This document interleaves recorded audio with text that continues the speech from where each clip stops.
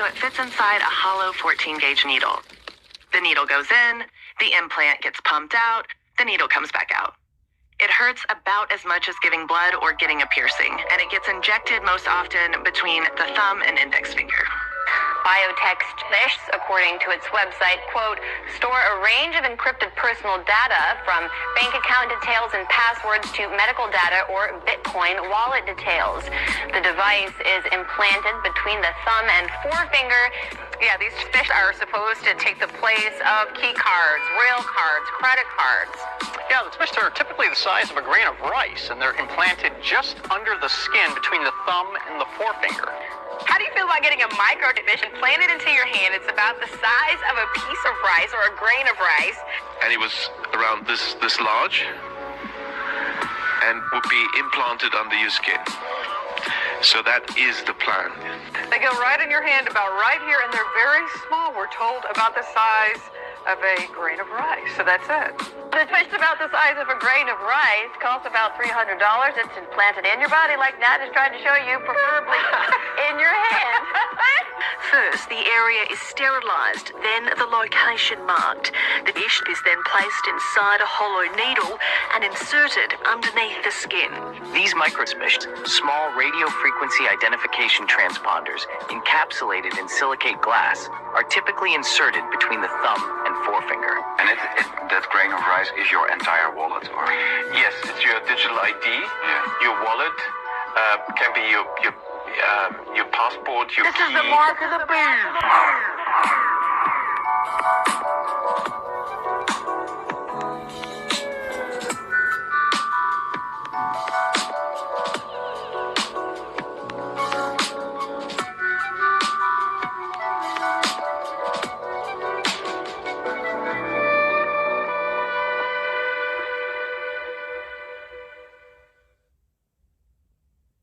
This whole idea of you never know is exactly what concerns me, because you would never in a million years think that the government of Israel would put restrictions on its people as it did during the pandemic, you would never in a million years think that New York City would impose forced shutdowns. And that's exactly one of the issues, again, that I go back to with central bank digital currency. The bigger picture is this idea of government overreach, government restrictions, combined with a tool that makes it easier to do so. So allay my concerns of my nightmare scenario. We're several decades into the future, maybe 2 decades into the future. I have a microfish implanted in me that has my digital ID as well as my digital wallet, because that's a lot easier than carrying around a smartphone or a smart bracelet or what have you. Well, technology is constantly evolving, and every day there seems to be something new and innovative to keep up with. Companies can even scan your face or listen to your voice for identity verification. Nowadays, you don't even need these or these. It seems like everything you need is stored right here, of course, right? You all know that. I even used my e-wallet the other day. Not sure I did it right, but they let me go. But let's take it a step further. What if you could unlock your car, open your door, or place a call with just this?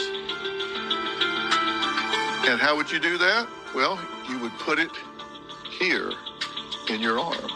Yes, today we're talking all about human microfish, surgically adding implants underneath your own skin to store and access information, open and close doors, pay for groceries, unlock safes, and other useful tasks.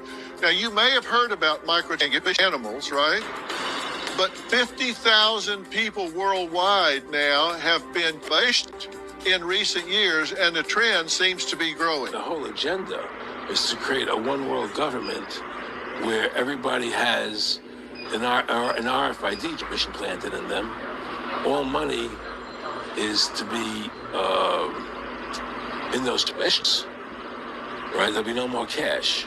And this is getting me straight from Rockefeller himself. This is what they want to accomplish. And that's connected to a database that has your purchasing records, what you do. Everything is in there.